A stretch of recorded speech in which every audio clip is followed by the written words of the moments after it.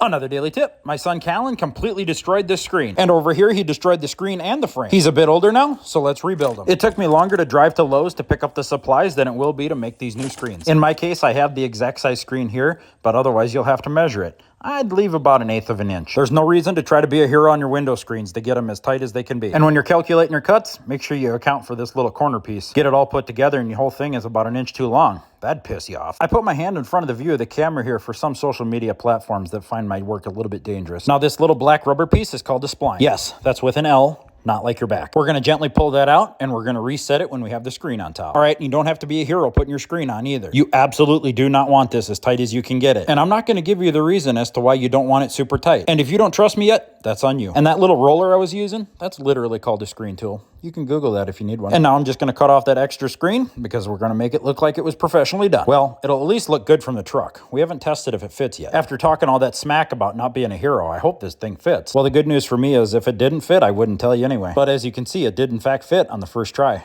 Even a little tight. I kind of like it. All right, we'll see how long it takes Callan to notice. Be sure to like and follow for